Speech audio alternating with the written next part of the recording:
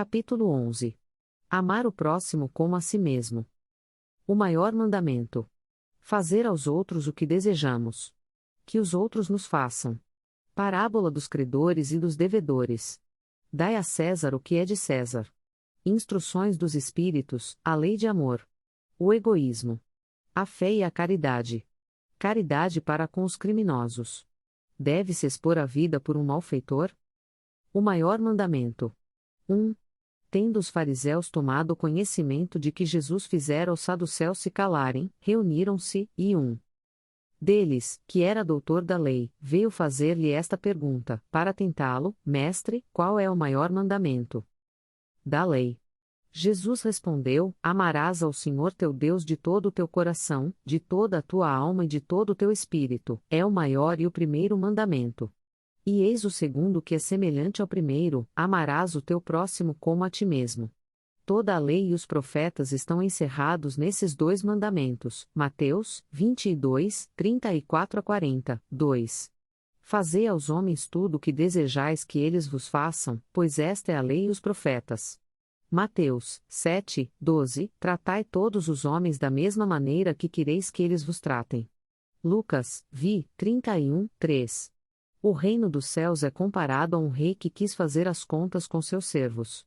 E tendo começado a fazê-lo, foi-lhe apresentado um que lhe devia 10.000 talentos 89, mas como ele não tinha meios de lhe pagar, mandou seu senhor que fossem vendidos ele, sua mulher, seus filhos e tudo o que ele tinha para saldar a sua dívida. O servo, porém, lançando-se aos pés do senhor, lhe suplicava: Senhor, tenha um pouco de paciência, e eu lhe pagarei tudo. Então, o senhor, compadecido do seu servo, deixou-o ir e perdoou-lhe a dívida. Mas esse servo, mal acabara de sair, encontrou um de seus companheiros que lhe devia 100 moedas, e, agarrando-o pelo pescoço, o sufocava dizendo: Paga-me o que tu me deves. E seu companheiro, lançando-se aos seus pés, lhe suplicava dizendo: Tem um pouco de paciência e eu te pagarei tudo. Mas ele não quis escutá-lo, retirou-se e fez com que o prendessem até que ele pagasse o que lhe devia. Os outros servidores, seus companheiros, vendo o que se passava, ficaram extremamente aflitos, e foram comunicar ao seu senhor tudo o que tinha acontecido. Então o senhor, chamando o servo à sua presença, lhe diz: Servo mau, eu te perdoei tudo o que me devias, porque me imploraste, portanto tu também devias ter piedade do teu companheiro como eu tive de ti. E o senhor, cheio de cólera, entregou-o aos algozes, até que pagasse tudo quanto lhe devia.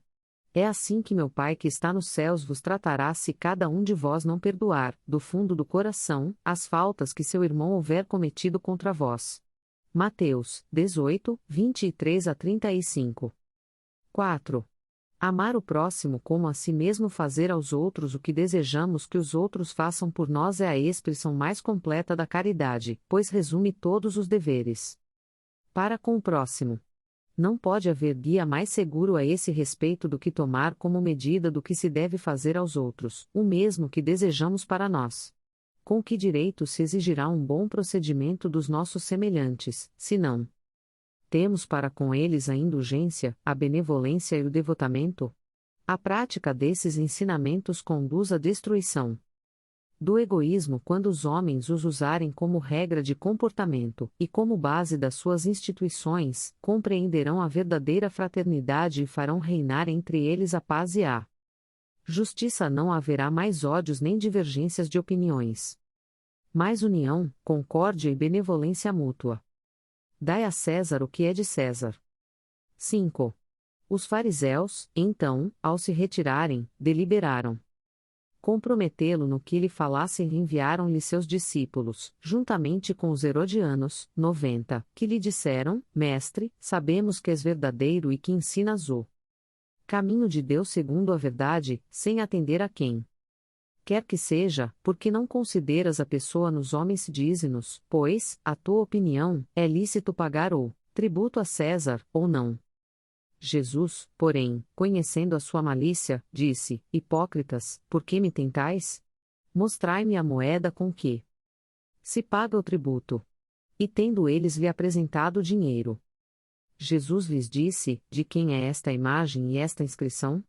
E eles responderam: É de César.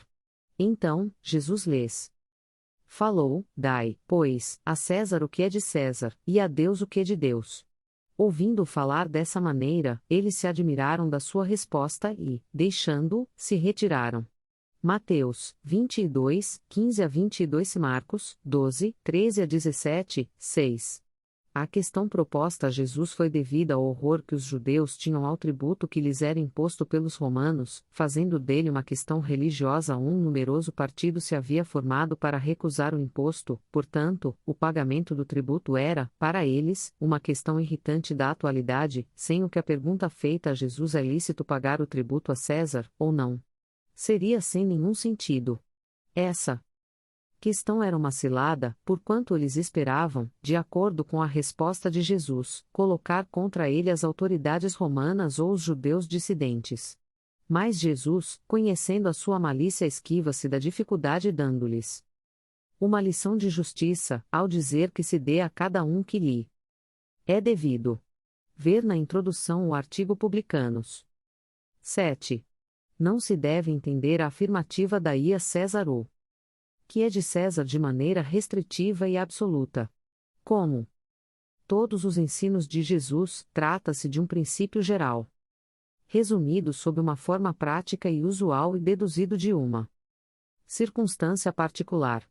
Esse princípio é uma consequência daquele que diz que devemos agir com os outros como gostaríamos que eles agissem conosco. Condena todo prejuízo material e moral causado aos outros, toda violação dos seus interesses. Prescreve o respeito dos direitos de cada um, como cada um deseja que se respeite os seus. Ele se estende ao cumprimento dos deveres para com a família, a sociedade, a autoridade, assim como para todos os indivíduos.